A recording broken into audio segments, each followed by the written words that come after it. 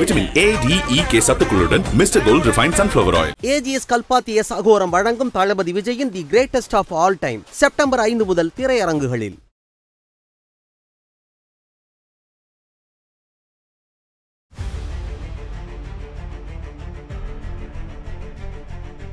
அதே மாதிரி இன்டர்நேஷனல் லெவலில் இப்போது சவுத் ஏசியாவே இந்த நிகழ்ச்சியை வந்து பார்த்துருக்கு அப்படிங்கும்போது இந்த விஷயத்தை எப்படி பார்க்குறேன்? முதல்ல இந்த மாதிரியான ஒரு போட்டி வேணுமான்னு கேட்ட போதே நான் வேணும் தான் சொன்னேன். இந்த போட்டிலாம் தேவையில்லை. திரு ஜெயக்குமார் அவர்கள் அதிமுக விமர்சனம் பண்ணும்போது இதெல்லாம் ஒரு வேணுமா இங்கே வந்து கட்சி கொடியில் கற்பழிப்பு நடந்துருக்கு அப்படி நான் யோசிக்கல.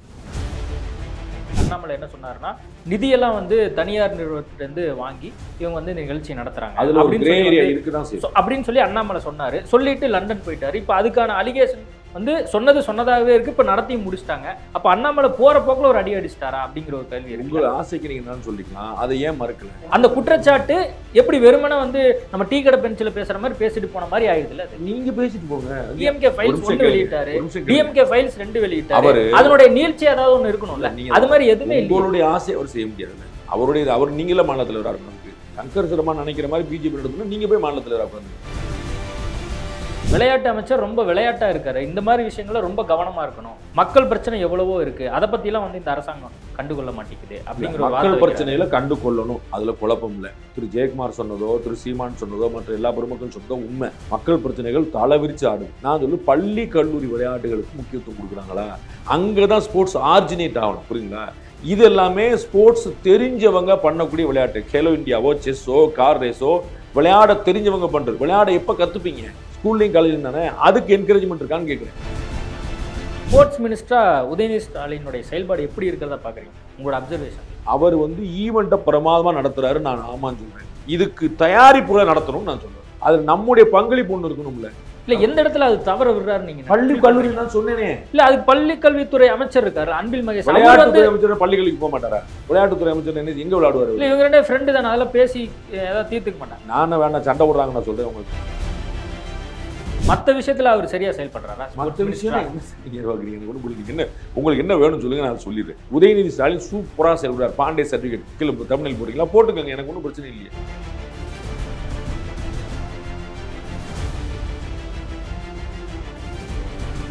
ஐபிசி தமிழ் நேயர்களுக்கு வணக்கம். இன்றைய நேர்காணலில் நம்மோடு இணைந்திருப்பவர் மூத்த பத்திரிகையாளர் ரங்கராஜ் பாண்டே அவர்கள். வணக்கம் சார். ஃபார்முலா ரேஸ் வந்து வெற்றிகரமா மக்களோட ஆதரவோட இது வந்து முடிஞ்சிருக்கு அப்படின்னு சொல்லி உதயநிதி ஸ்டாலின் சொல்றாரு. அவர் சொன்னால் சரியாக தான் இருக்கும். பட் மக்கள் ஆதரவு என்ன இருந்தது, எங்கே இருந்ததுன்னு எனக்கு தெரியல. ஏன்னா இதில் காமன் மேனுக்கு ஏதாவது தொடர்பு இருக்கிற மாதிரியே தெரியல. நான் வேற ஒரு அரசியல் தலைவர் நேற்று கேட்டிருந்தார். அவர்கிட்ட சொன்னேன். அதாவது சென்னையில் எல்லா தரப்பு மக்களும் இருக்கிறாங்க, எல்லா ஊர்லேயும் இருக்கிற மாதிரி. அதில் வந்து அப்பர் கிளாஸ் இருக்கிறாங்கல்ல, டாப் இருக்காங்க, அவங்களுக்குலாம் இது ஒரு பெரிய கொண்டாட்டம். அவங்க வந்து என்ஜாய்டு. அவங்க டிக்கெட் வாங்கினாங்க, 8000 10,000 கொடுத்து டிக்கெட் வாங்கினாங்க, வந்தாங்க போனாங்க பார்த்தாங்க.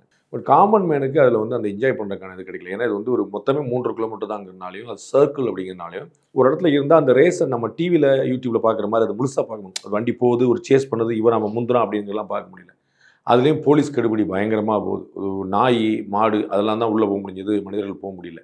அதனால் ஒரு பெரிய சேலஞ்சஸ். அவங்களுக்கு ஒரு ஹிக்கப்ஸ் இருந்துச்சு நான் நினைக்கிறேன். அவங்களுக்கு கட்டாயம் அவங்களுக்கு பார்க்க வாய்ப்பு கிடைச்சிருந்தா ரொம்ப இது என்ஜாய் பண்ணிடுவாங்க. இப்போ சப்போஸ் மவுண்ட் ரோட் ஸ்ட்ரெச் பூரா கொடுக்குறான்னு வச்சுக்கோங்களேன். அப்போ அவங்க பார்க்க முடியும், ஒரு லாங் லென்த்துக்கு அவங்க பார்க்க முடியும். இது ஒரு சர்க்கிள் அப்படிங்கிறனால அது மொத்தமே 3 கிலோமீட்டர்னால டக்குன்னு அது அவங்களால கவனிக்கணும். போட்டிருந்த அரங்கங்கள் எல்லாமே நீங்கள் டிவி வழியாக காட்டி அவங்கள ஃபுல் கவரேஜ் கொடுத்துருந்தா தான் அவங்களால என்ஜாய் பண்ணியிருக்க முடியும். ஏன்னா அந்த இருக்கக்கூடிய அந்த 100 மீட்ரு 200 மீட்டருங்கிறது ஒரு செகண்டில் கிராஸ் பண்ணி போகக்கூடியதாக இருக்குது. அதனால் அவங்க பெருசாக யாரும் காமன் மேனாக யாரோ என்ஜாய் பண்ண மாதிரி நான் பார்க்கல. அசௌகரியங்கள் நிறையா இருந்தது. But we can understand that. அது வந்து எப்படி சமாளிக்கிறேன்னு. அண்ட் குளறுபடிகள் நிறையா இருந்ததுங்கிறதுக்கு அவங்களே சாட்சி. அவங்களே அவங்களுடைய பேஜில் ரிக்ரெட் அப்படின்னு போட்டு நாங்கள் கொஞ்சம் லேட்டாக பண்ணுறோம் அப்படின்னு சொல்லி சொன்னாங்க. அவங்களுக்கு இந்த மழை வேற பெஞ்சது. நான் தான் ரொம்ப கவலைப்பட்டேன். இவ்வளோ பிரமாதமாக ரெடி பண்ண ட்ராக்லேயே மழை பெஞ்சா அவர் நடத்த முடியலன்றாங்களே. இப்போ நாளைக்கு மழை பெய்யும்போது நம்ம ரோடெலாம் என்ன ஆகும் தெரியலையே அப்படின்னு ஒரு கவலை இருந்துச்சு. மற்றபடி ஒரு நல்ல ஈவெண்ட்டு நல்லபடியாக நடத்த முடிச்சாங்கல்ல, பரம சந்தோஷம் தான். திரு உதயநிதி சொன்னது போல் அது மாபெரும் வெற்றினா சந்தோஷம் தான். காமன் மேனுக்கு எதுவும் தொடர்பு இருந்து தான் நான் கவனிக்கல. ஆனால் இன்ட்ரெஸ்ட் இருந்திருக்கும். நான் வந்து அவங்களுக்கு கார் ரேஸ் இல்லை, நீங்கள் குதிரை ரேஸ் வச்சாலே இதுதான் பார்க்கறதுக்கு ஒரு எல்லாம் வேடிக்கை பார்க்குறதுலாம் ஆசைப்பட்டு வருவாங்க.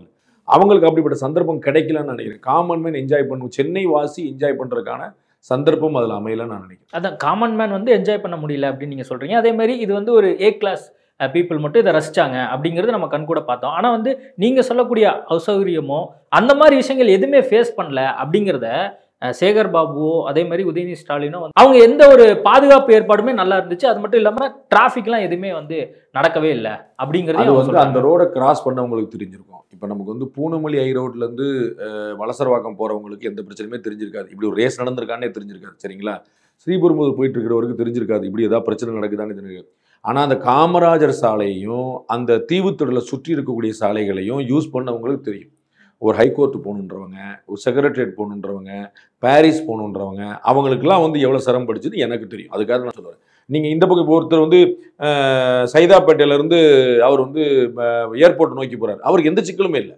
நான் சொன்னேன் இது ஒரு சர்க்கிள் தான். அந்த சர்க்கிள் வந்து ரொம்ப மெயின் ரோடு, 2 காமராஜர் சாலையும் மவுண்ட் ரோடையும் ரெண்டையுமே இணைக்கக்கூடிய இடமா போச்சு. ரைட்டுங்களா? அந்த இடையில இருக்கக்கூடிய இந்த ஆல் இந்தியா ரேடியோ இருக்கக்கூடிய அந்த இடத்துல வந்து அது கூட பிரச்சனை இல்லை, ரொம்ப போர் தான் இருக்கும். ஆனால் அந்த தீவுத்துறையில் சுற்றி இருக்கக்கூடிய அந்த பகுதி வந்து ஹெவி டிராஃபிக்கான பகுதி. அண்ட் காமராஜர் பீச் ரோடுங்கிறது பயங்கர ஹெவி டிராஃபிக்கானது. அப்போ அந்த சர்க்கிள் வந்து கட்டாயமாக ஒரு ஹெவியானது. அது பாதிக்கப்பட்டது வந்து நிறைய பேர் என்கிட்ட சொல்லியிருக்கிறாங்க. அதனால தான் நான் சொன்னேன். நான் ஐ அக்ரி. சென்னை முழுக்க ஸ்தம்பிச்சது, சென்னையில் யாரும் தூங்கலைக்கலாம், நான் அந்த காமெடி பண்ண வரல. சைதாப்பேட்டைக்கு தெற்க போகிறவங்களுக்கு எந்த பிரச்சனையுமே ஏற்படலை. மவுண்ட் ரோட்லேருந்து வடக்க போகிறவங்களுக்கு எல்லாருக்குமே பிரச்சனை ஏற்பட்டுச்சு. ஒரு 2-3 நாளைக்கு சிரமம் ஏற்பட்டுச்சு. அவங்க ரிஹர்சல் பார்க்கறது அந்த முதல் நாள் மறுநாள் ரெண்டுமே பிரச்சனை. இப்போ ரேஸுக்கு முன்னாடி என்ன வந்து சொன்னாங்கன்னா டிராஃபிக் ஆயிரும், இது வந்து ரொம்ப ஒரு சிக்கலுக்குள்ளாகும் அப்படின்லாம் வந்து சொன்னாங்க. அரசாங்கம் தரப்பா இல்லை, நாங்கள் திட்டமிடலில் ரொம்ப கவனமாக இருந்திருக்கோம். ஒரு புறம் வந்து ரேஸ் நடக்குது, இன்னொரு பக்கம் வாகனம் போகுது, அப்போ எந்த ஒரு சிக்கலுமே மக்கள் வந்து ஆளாக மாட்டாங்க அப்படிங்கிறத சொன்னாங்க. இப்போது நிகழ்ச்சி முடிந்த பின்பாகவே வந்து பார்த்தீங்கன்னா பத்திரிகையாளர் கேள்வி கேட்குறாங்க, எந்த ஒரு சிரமம் இல்லை, எல்லாருமே அனுபவிச்சாங்க, பார்த்தாங்க, எல்லாருமே ஜாலியாக வந்துட்டு போனாங்க அப்படிங்கிறத இல்லைங்கிறத நம்ம ஒத்துக்கிறோம். அசம்பாவிதம் இல்லை அப்படிங்கிற ஒத்துக்கிறோம். அசௌகரியம் இல்லைன்னு என்னால் சொல்ல முடியும். நான் ஏற்கனவே சொன்ன போல நீங்கள் வந்து பெர்சன்டேஜ் வேணால் கம்மியாக இருக்கலாம். சென்னையில் மொத்தம் 100 பேர், சென்னைங்கிற மாநகர பகுதிக்குள்ள 100 பேர் இருக்கிறாங்கன்னு வச்சுக்கிட்டிங்கன்னா ஒரு 15 பேருக்கு அசௌகரியம் இருந்திருக்கலாம். ஏன்னா அது டைனி ஏரியா தான், சின்ன ஏரியா. 85 பேருக்கு பிரச்சனை இல்லாமல் இருந்திருக்கலாம். I agree. நான் அதெல்லாம் இல்லை, நான் திரும்ப சென்னை ஸ்தம்பித்தது சார், நீங்கள் என்ன பண்ணீங்கன்னா சண்டைக்கெல்லாம் போக தயாரில்லை. 15% மக்களுக்கு சிரமம் இருந்தது. அதை நான் எத்தனை தடவை கேட்டாலும் சொல்லுவேன். எனக்கு அதில் எந்த பிரச்சனையும் இல்லை. கோர்ட்டுக்கு போகிறவங்க, பாரிஸ் போகிறவங்க, செக்ரட்டரியேட் போகிறவங்க, அந்த வழியில் பீச் ரோடு கிராஸ் பண்ணி போகிறவங்க எல்லாத்துக்குமே சிரமம் இருந்துச்சு. அதில் ஒன்றும் குழப்பம் இல்லை. பீச்சுக்கு இந்த பக்கம் ஏற்கனவே நீங்கள் பார்த்தீங்கன்னா பீச்சில் வந்து மெட்ரோ ரோடெலாம் போட்டு வச்சு நீங்கள் பீச்சுக்கே போக முடியாதெல்லாம் பண்ணி வச்சிருப்பாங்க. அது வந்து அந்த மாதிரி அந்த அசௌகரியங்கள் நிறைய இருந்தது. அதில் வந்து வழியை மறிச்சிருந்தாங்க, அவங்க போக முடியாமல். டிராஃபிக் எதுக்கு நீங்கள் அப்புறம் மாற்றி விட்டீங்க? டிராஃபிக் மாற்றி போகிறதுனால சுத்தம் நான் உங்களுக்கு அது வந்து நீங்கள் எந்த அசௌகரியமும் இல்லைன்னு சொன்னால் அது ஒரு பொய். அவ்வளோதான். நம்ம வந்து ஏற்கனவே ஒரு ரோட்டில் 100 பேர் போயிட்டு இருக்காங்க. இங்கே கட் பண்ணுறோம், 100% கட் பண்ணுறோம். இந்த இடத்துல இருந்து ஒரு 50 பேரை மட்டும்தான் அனுப்புறோம் வச்சுக்கோங்க. இப்போ 150 பேர் ஆயிரத்துல இந்த ரோட்டில். அப்போ டிராஃபிக் எப்படி ஆகாமல் இருக்கும்? நீங்கள் பெர்சன்டேஜ் பேசுங்க, மெட்டிகுலஸாக பேசுங்க, நான் இல்லைன்னு சொல்ல. அது இருக்கலாம். அது வந்து மொத்தம் 15% தான் பிரச்சனை, 85% நான் ஐ அக்ரி. ஒன்றுமே இல்லை அப்படின்னு சொல்லி சொன்னால் அது வந்து அவ்வளோ இல்லை. ஓகே. அதே மாதிரி இன்டர்நேஷனல் லெவலில் இப்போது சவுத் ஏசியாவே இந்த நிகழ்ச்சியை வந்து பார்த்துருக்கு அப்படிங்கும்போது இந்த விஷயத்தை எப்படி பார்க்குறீங்க? ஏற்கனவே நான் முதல்ல இந்த மாதிரியான ஒரு போட்டி வேணுமான்னு கேட்ட போதே நான் வேணும்னு தான் சொன்னேன். இந்த போட்டிலாம் தேவையில்லை. திரு ஜெயக்குமார் அவர்கள் அதிமுக விமர்சனம் பண்ணும்போது இதெல்லாம் ஒரு வேட்மா இங்கே வந்து கட்சி கொலியில் கற்பழிப்பு நடந்துருக்கு அப்படி நான் யோசிக்கல. நான் வந்து எல்லா விதமான போட்டிகளும் வேணும். என்னுடைய ஒரே பாயிண்ட் டே 1லேருந்து என்ன வச்சுன்னா பப்ளிக்கு அசௌகரியம் இருக்கக்கூடாது, அவ்வளோதான். ஸோ நம்ம ஊரில் நரேன் கார்த்திகேயன் ஒருத்தர் தான் நம்ம ரேசர் அப்படின்னு நம்ம கேள்விப்படணும். இப்போ நிறைய பேர் உருவாகிறதுக்கான ஒரு ஸ்பேஸ் கிடைக்கும். நிறைய தமிழ் தம்பிகள்லாம் வேறு உள்ளே இருந்தாங்க. அதை மாதிரி வந்து அது என்கரேஜ் பண்ண வேண்டிய விஷயம் தான். ஆனால் அது நான் ரோட்டில் தான் நடத்துவேனா, அதுவும் மவுண்ட் ரோடில் தான் நடத்துவேனாங்கிறதெல்லாம் நாளைக்கு நீங்கள் ரீகன்சிடர் பண்ணலாம். இருங்காட்டுக்கோட்டை இதுக்குன்னே இருக்குது, இன்னும் 4-5 ரேஸ் நம்ம கிரியேட் பண்ணுவோம். கோயம்புத்தூர் ரெடி பண்ணுவோம், மதுரை ரெடி பண்ணுவோம், நாளைக்கு ரெடி பண்ணுவோம். அது மாதிரி நீங்கள் பண்ணலாம், ஒன்றும் பிரச்சனை இருக்குது. நீங்கள் இப்படி தான் பண்ணுவேங்கிற இல்லாமல் கொண்டு போகணும். இன்டர்நேஷனல் அட்டென்ஷன் வந்தால் சந்தோஷம் தான். நம்ம ஊரில் வந்து இன்டர்நேஷனல் டென்னிஸ் போட்டி நடக்குது, இன்டர்நேஷனல் கிரிக்கெட் போட்டி நடக்குது. அது மாதிரி இன்டர்நேஷனல் ரேசஸ் சந்தோஷம் தான். எல்லாமே வளரணும்ல. நீங்கள் ஸ்போர்ட்ஸ் வளரக்கூடாது நீங்கள் எப்படி சொல்வீங்க?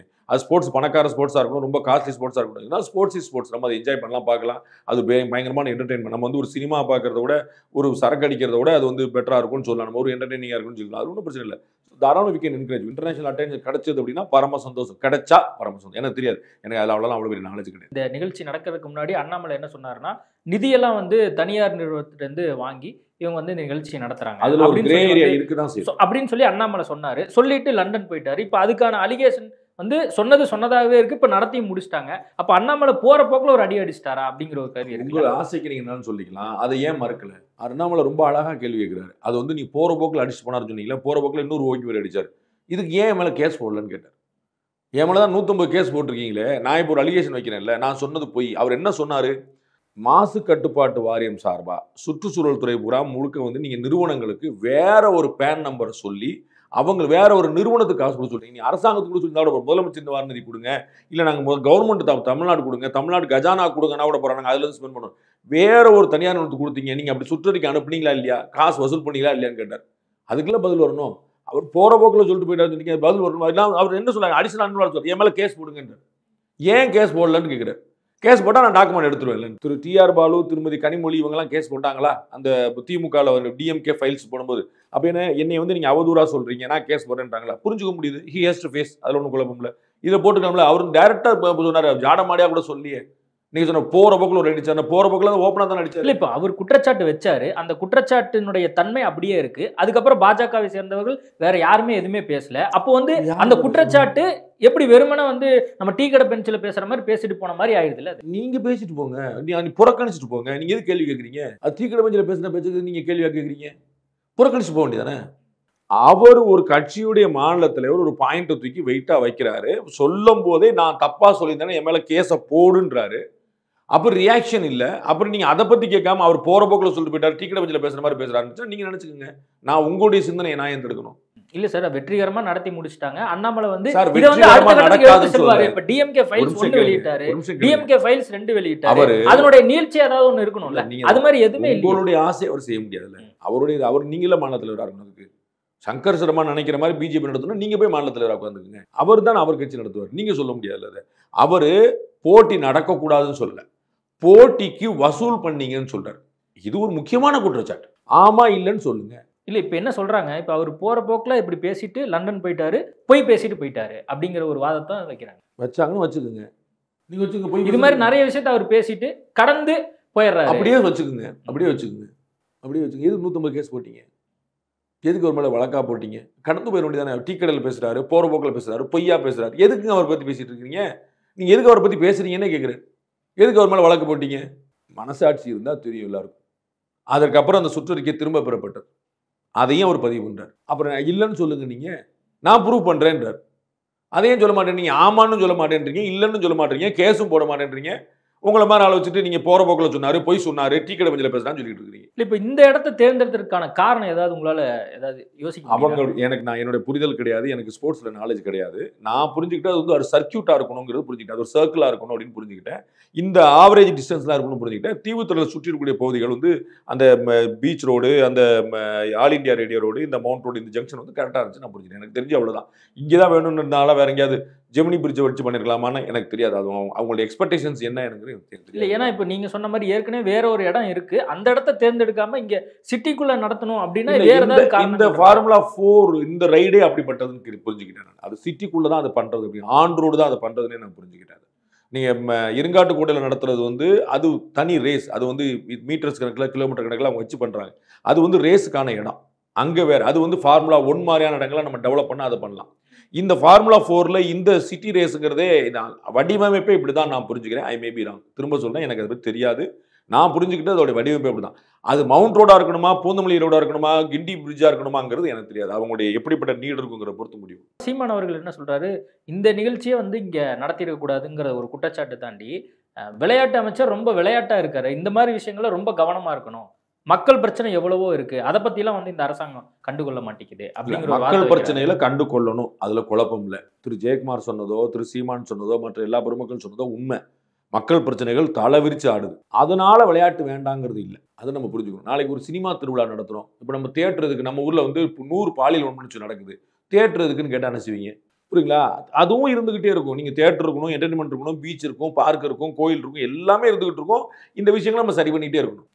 அது இதுக்கே அதனால இது கிடையாது. அப்படி ஒரு நாள் வரவே வராது. நாட்டில் பிரச்சனையே இல்லை, இப்போ நான் கார் ரேஸ் நடத்திக்கிட்டுமா அப்படிங்கிறது இல்லை. பிரச்சனையே இல்லாதனால ஒரு நாள் வரவே வராது. இந்தியா முழுக்க வராது, உலகம் முழுக்க வராது. அப்போ உலகம் முழுக்க நடத்துறாங்க. பாரிஸில் பிரச்சனை நடக்குது, பிரிட்டனில் பிரச்சனை நடக்குது, அமெரிக்காவில் பிரச்சனை நடக்குது. அவங்கெல்லாம் எதுவும் கார் ரேஸ் நடத்தலையா? அவங்களாம் எதுவும் பிரச்சனையே இல்லையா? அது வேற விஷயம், இது வேற விஷயம்.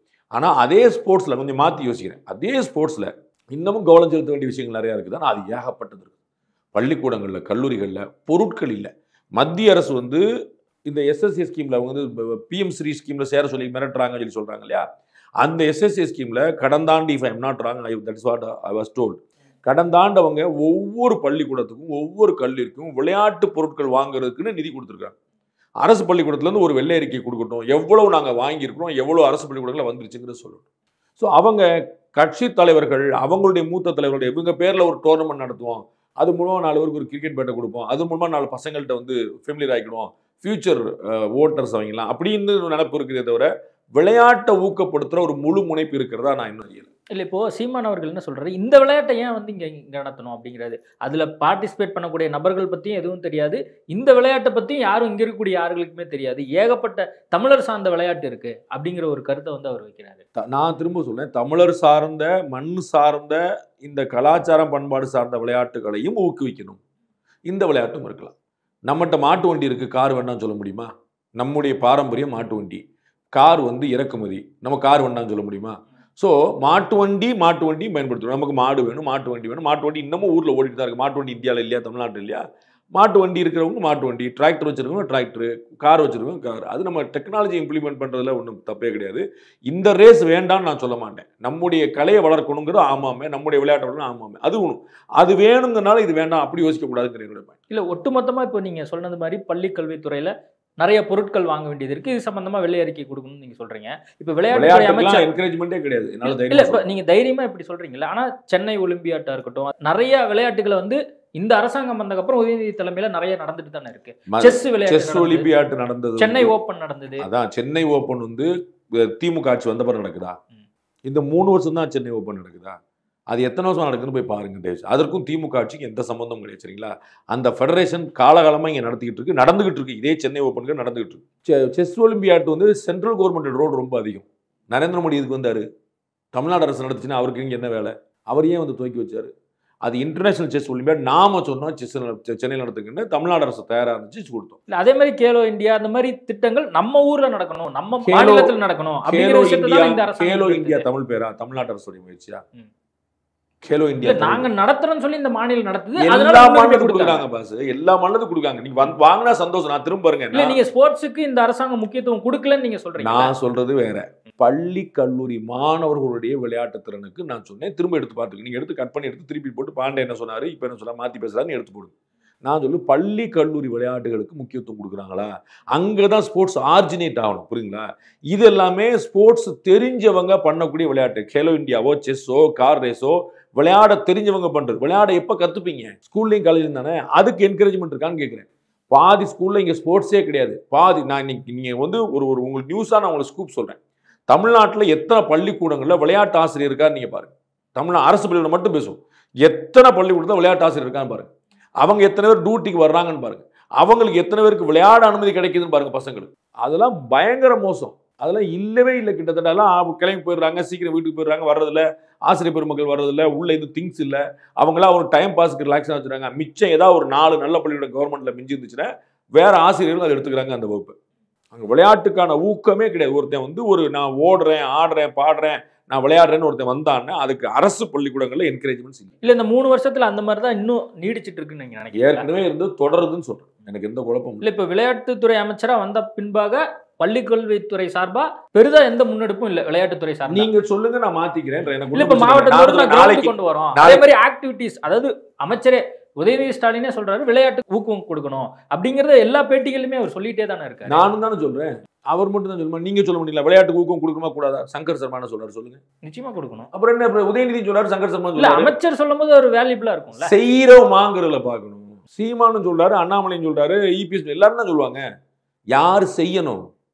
ஒண்ணுமே இல்லைங்க. இந்த ஒரு புள்ளிவரத்தை சொல்லட்டுங்க, அதே அமைச்சர் சொல்லட்டுங்க, அண்ணன் அன்பில் மகேஷ் மையாவுன்னு சொல்லட்டுங்க. தமிழ்நாட்டில் இருக்கக்கூடிய அரசு பள்ளிக்கூடங்கள்ல ஆரம்ப பள்ளி, இடைநிலை பள்ளி, உயர்நிலை பள்ளி, மேல்நிலை பள்ளி, எல்லா பள்ளிக்கூடம், கல்லர் பள்ளி, ஆதிராவிட பள்ளி, எல்லா பள்ளிக்கூடத்திலையும் எவ்வளவு உடற்கல்வி ஆசிரியர்கள் இருக்கிறாங்க அதை சொல்லுங்க போது.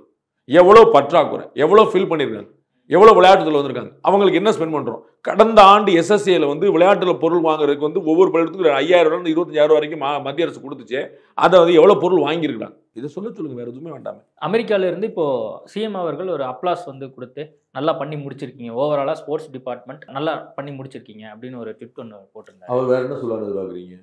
நிர்மலா சீதாராமன் பட்ஜெட் தாக்கல் பண்றாங்க. பிரதமர் என்ன சொல்லுவாரு? இப்படி ஒரு பட்ஜெட்டாப்பா வாழ்நாளில் பாது என்னங்க அப்படின்னு தான் சொல்லுவாரு. அப்படியே அதே இதை டோனை மாதிரி சொல்லுவார். இப்படி ஒரு பட்ஜெட்டா வாழ்நாள் நான் பார்த்தே இல்லை பிரமாதம் டோனை மாதிரி சொல்லுவார். அதே தான் இவர் சொல்லுவார். இப்போ அவருடைய மகனை காக்கைக்கும் தன் குஞ்சு பொன் குஞ்சு இல்லை அவர் வந்து கோட் பண்றது. இப்போ சென்னை ஒலிம்பியாட்டா இருக்கட்டும், சென்னை அந்த டென்னிஸ் விளையாட்டா இருக்கட்டும், கேலோ இந்தியாவா இருக்கட்டும், அதே மாதிரி இந்த ஃபார்முலா 4 ரேஸாக இருக்கட்டும், இது எல்லாமே நம்ம ஆட்சியில் நடந்திருக்கு அப்படிங்கிற ஒரு விஷயத்த மென்ஷன் பண்ணி அவர் வந்து அந்த பரம சந்தோஷம். நான் வந்து அவர் தப்பான விஷயம் சொல்லிட்டாரு. நான் சொன்னேன் உங்கள்கிட்ட, எங்கெங்க நடந்துச்சு போட்டி, நடக்காத போட்டி சொல்லியிருக்காரு சொன்னா, நடந்த போட்டியில 10 ஆக்சிடென்ட் ஆயிடுச்சு, இது ஒரு செத்து போயிட்டாங்க, இது ஒரு போட்டியா நான் சொன்னேன். நான் அவர் பாராட்டத்தான் செய்வாருன்றாரு. அவர் பாராட்டுறதுல கேள்வி எங்க இருக்குன்னு கேட்குறேன். நீங்க வந்து எடப்பாடி பழனிசாமி பாராட்டினாரேன்னா கேள்வி கேட்கணும். அப்படி பாராட்டி இருந்தா சீமான் பாராட்டுறாருன்னு கேட்கணும். அண்ணாமலை அறிக்கை விட்டுருக்காருன்னு பாராட்டணும். அவர் தமிழக முதலமைச்சர் தன்னுடைய மகன் தன்னுடைய அமைச்சர் அவர் செய்யறது பாராட்டுறாரு, அது பிரமாதம் சொல்றாருன்னு அதுல நீங்க கேட்கறதுக்கு என்ன இருக்குன்னு எனக்கு புரியல. தமிழ்நாட்டில் வந்து முக்கியத்துவம் கொடுக்கப்படுது ஸ்போர்ட்ஸுக்கு, அது மற்ற மாநிலங்களும் பார்க்குறாங்க, உலக அளவுலையும் பார்க்குறாங்க அப்படிங்கிற ஒரு விஷயம். அப்படி நடந்தா சந்தோஷம் தான். நீங்க அப்படி நினைக்கிறீங்களா? ஏன்னா ஈவெண்ட்ஸ்ல இந்த மாதிரி நடக்குது. நான் தான் சொன்னேன், அப்படி நடந்தா சந்தோஷம் தான். அது நடந்தா நல்லதுன்றேன். அது ஸ்போர்ட்ஸ் வந்து ஊக்கப்படுத்து. நான் தொடர்ந்து நான் பண்ணியிருக்கேன். நான் படித்த பள்ளிக்கூடத்தில் நான் வந்து ஸ்போர்ட்ஸுக்கு தான் காசு கொடுக்குறேன். வருஷம் கொடுக்குறேன். ஸ்போர்ட்ஸுக்கு தான் கொடுக்குறேன். படிப்புக்கு நான் கொடுக்கல. படிப்புக்கு நிறைய பேர் கொடுக்குறாங்க வச்சுக்கோங்களேன். ஏன்னா ஸ்போர்ட்ஸ் வந்து நிறைய நல்ல விஷயங்களை பண்ண நான் ரொம்ப திடமாக நம்புறேன். அது நல்லதுன்ற செய்யணும். அப்படி நடந்துச்சுன்னா நீங்கள் சொன்ன மாதிரி தமிழகம் விளையாட்டுத்துறையில் ஆகச்சிறந்தா இருக்குன்னா பரம சந்தோஷம். I welcome it. ஓகே, எதிர்க்கட்சி தலைவர் வந்து இது தொடர்பாக இன்னைக்கு ஒரு ட்விட்டரில் ஒரு கருத்து தெரிவிச்சிருக்காரு. வெளிநாட்டில் ஒரு பக்கம் ஃபோட்டோ ஷூட்டு, இது மாதிரி உண்மை நிலை வேற ஒன்றா இருக்குது, ஆனால் இவங்க வந்து இந்த மாதிரி நிகழ்ச்சிகளுக்கெல்லாம் முக்கியத்துவம் கொடுத்துட்டு இருக்காங்க. அது குறிப்பாக இந்த ஃபார்முலா ரேஸ் பற்றி ஒரு விமர்சனத்தை வச்சிருக்காரு. நான் ஏற்கனவே சொல்லிட்டேன்னு நினைக்கிறேன். திரு சீமான் சொன்னார்னால அதுதான், திரு அண்ணாமலை சொன்னார்னால தான், திரு இபிஎஸ் சொன்னாலும் தான். இது எதுக்கு அப்படின்னா நான் வந்து என் பதில் வந்து இது வேணுங்கிறது தான். இது எதுக்குங்கிற கேள்வி நான் பதில் சொல்ல மாட்டேன். நான் ஆமாம் இது வேணும் தான் சொல்லுவேன். அதனால் ஏதாவது அசௌகரியம், இதில் ஒரு ஊழல் நடந்துச்சு, இல்லை ஒரு முறை நடந்துச்சுன்னா அதை வெளியே கொண்டு வாங்க. இல்லை, அவருடைய என்ன மென்ஷன் பண்ணியிருக்காருன்னா, விடியா திமுக அரசின் விளம்பரங்களுக்கு அப்பால் செய்திகளை பார்த்தால் வழக்கம் போல் சட்ட ஒழுங்கு பிரச்சனை, போதைப்பொருள் கலாச்சாரம் இது அதிகமாக இருந்துட்டு இருக்கு. வெளிநாட்டில் போட்டோ ஷூட்டும் ஆடம்பர கார் ரேஸிலும் மட்டுமே கவனம் செலுத்தி இந்த அரசாங்கம் வந்து வர்ணஜாலம் பூசிட்டு இருக்காங்க அப்படின்னு சொல்லி அதுதான் நான் சொல்றேன். இங்க இருக்கக்கூடிய சட்டம் ஒழுங்கு, பாலியல் வன்முறை, போதைப்பொருள் இது எல்லாமே கடுமையா கட்டுப்படுத்தப்படணும். அது இருக்குது. யாரா மறுக்க போறாங்களா? முந்தா நேத்து சவுத் மெட்ராஸில் இருக்கக்கூடிய பெரிய ஒரு பல்கலைக்கழக வளாகத்தில் வந்து அவங்க வீடு வீடாக போய் பசங்க தங்கியிருக்க ஹாஸ்டல்லாம் போய் பார்த்தா 30-40 பசங்க வந்து கையில் போதைப்பொருள் வச்சிருக்காங்க, மருந்து வச்சிருக்கான், மாத்திரை வச்சிருக்கான், ஊசி வச்சிருக்கான். கிட்டத்தட்ட ஒரு 11 பேர் என்னமோ ஸ்டூடெண்ட்டே அரெஸ்ட்டு. அப்போ அது எப்படி இருக்குது? ஒரு பல்கலைக்கழக வளாகமே அப்படி இருக்குது. அப்படின்னா அது ஒன்று மட்டும் தான் இருக்குமா? தமிழ்நாடு முழுக்க அப்படி இருக்குன்றேன். அதை சரி பண்ணுன்றேன். அதனுடைய இன்ஃப்ளூயன்ஸில் வந்து பாலியல் வன்முறையில் ஈடுபடுறான். எல்லா கல்லூரிகளையும் பிரச்சனை வந்துச்சு. வால்பாறையில் பிரச்சனை, என்ஐடியில் பிரச்சனை, ஒவ்வொரு பல்கலைக்கழக கல்லூரியிலும் பிரச்சனை வந்துட்டு இருக்கு. என்சிசி கிருஷ்ணகிரியில் பிரச்சனை, மாணவிகள்கிட்ட வந்து மாணவர்கள் தவறானுக்கிறாங்க, மாணவிகள்கிட்ட வந்து பேராசிரியர் பெருமக்கள் தவறானுக்கிறாங்க அப்படின்னு ஒரே புகாராக போயிட்டு இருக்கு. இதில் பாருங்க 90% வந்து போதையோட இன்ஃப்ளூயன்ஸ் இருக்கும். அது பிரச்சனை இருக்குதானே? ஆமாம், அதை சரி பண்ணுவான். ஆமாம், சரி பண்ண என்ன குழப்பம்? அது உண்மையாக சரி பண்ண வேண்டிய விஷயம். அது அதிக சட்டம் ஒழுங்கு சீர்கெட்டு கிடக்கு. இப்போ போதைப் பொருள் அதிக நடமாட்டம் இருக்குது, பாலியல் முயற்சிகள் குற்றங்கள் தொடர்ந்து கண்கூடாக நடக்கிறது தானே. யாரும் இல்லைன்னு சொல்ல போறா? தமிழக முதலமைச்சர் இல்லைன்னு சொல்றாரா? இன்னைக்கு வந்து நம்ம பேசிட்டு தருணத்தில் தலைமைச் செயலர் வந்து ஒரு ஆலோசனை பண்றாரு. கல்லூரிகளில் பூரா பாலியல் வன்முறை வந்து ஏன் நடக்குது, இப்போ பாலியல் சீண்டல் ஏன் நடக்குது, அதை பற்றி சொல்லுங்க. எதுக்கு நடத்துறாரு? தொடர்ந்து புகார் வேற இடத்துல வந்துட்டே இருக்கும்போது இங்கே என்ன கிருஷ்ணகிரியில் நடக்குது, இங்கே என்ன திருச்சியில் நடக்குது, இங்கே என்ன வால்பாறை நடக்குது, என்னப்பா ஒரே புகாராக இருக்குன்னு டிஸ்கஸ் பண்ணுறாரு. அதைத்தான் நம்மளும் சொல்கிறோம். ஸோ அந்த புகார்கள் கவனம் செலுத்த வேணும், கட்டுப்படுத்தப்படணும். இந்த குழப்பம் இல்லை.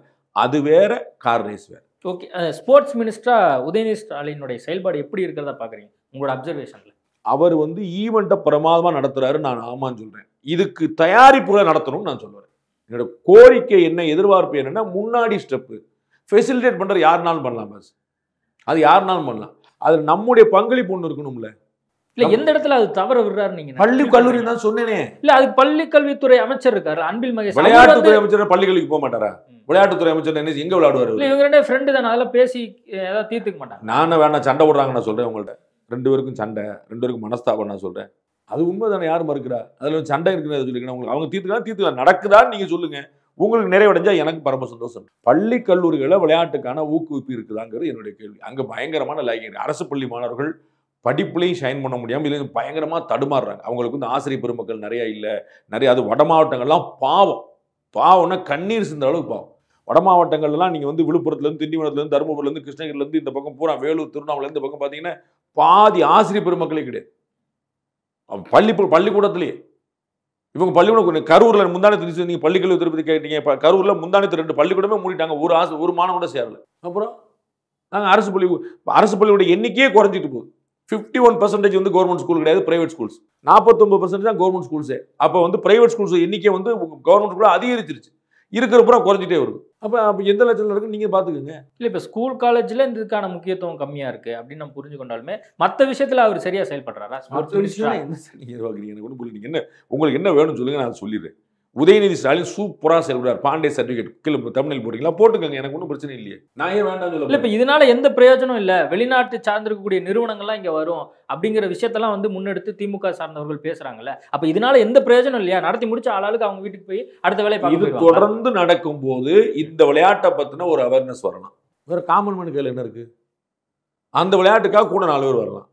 இந்த விளையாட்டை நாளைக்கு நீங்க உங்களுக்கு வந்து வேகமா வண்டி ஓட்டணும் ஆசை, உங்களுக்கு அந்த ரேஸுக்கு என்ன சம்பந்தம்? அந்த காரை நீங்க உட்கார்றதுக்கு எத்தனை லட்சம் செலவழிக்க வேண்டியது, அந்த கார்ல நீங்க உட்கார்றது இல்ல. நான் பொதுவா இந்த ரேஸை பத்தி மட்டும் கேட்கல, இவ்வளோ ஈவெண்ட்ஸ் வந்து தமிழ்நாட்டுல வந்து முக்கியத்துவம் கொடுத்து இந்த ஆட்சியின் கீழே நல்ல விஷயம்ன்றேன். அது நல்ல விஷயம்ன்றேன். அது சரியில்லைன்றனா, தேவையில்லைன்றனா, தப்புன்னா, நடத்தலன்னு சொன்னா, நடத்தாம இல்லுசினேஷன் போய் சொல்றாங்கன்னு சொன்னா நல்லதுன்றேன். அது கீழே இன்னொரு வேலை பார்க்கணும்னு நான் சொல்ல வரேன். நீங்க எனக்கு சாப்பாடு போட்டீங்களே, இன்னைக்கு விருந்து வச்சேனேன்றீங்க, ஆமா எனக்கு சாப்பாட்டுக்கு வழி பண்ணுங்கன்றேன். நான் விருந்து வச்சேனேன்றீங்க, ஆமா விருந்து சூப்பர்ன்றேன். நான் விருந்த குறை சொல்லலை, விருந்து சூப்பர், ஆனால் சாப்பாட்டுக்கு வழி பண்ணுங்க, டெய்லி உங்க மூஞ்சை பார்க்க வேண்டியிருக்கும். அதுதான் கீழே மாணவர்கள் ரெடி பண்ணிட்டீங்க, படிப்புலையும் விளையாட்டுலையும் ரெடி பண்ணிட்டீங்கன்னா பிரச்சனையே கிடையாது. நீங்க சொல்ல வரதுன்னா மாணவர்களுக்கு இன்னும் முக்கியத்துவம் கொடுக்கணும். ஸ்போர்ட்ஸ் மினிஸ்டரா அவர் வந்து பள்ளி கல்லூரிகளில் அதிகமாக கொடுக்கணும். அது ஸ்போர்ட்ஸ் மினிஸ்டர் கொடுத்தாலும் சரி தான், பள்ளி கல்வி மினிஸ்டர் கொடுத்தாலும் சரி தான், கல்லூரி கல்வி அமைச்சர் எங்கள் அண்ணன் பொன்முடி கொடுத்தாலும் சரி தான். எனக்கு அதில் பிரச்சனை இல்லை. நீங்கள் யார் கொடுப்பீங்கிற உங்கள் சண்டைக்குள்ள நான் வரல, யாராவது கொடுங்கன்ற.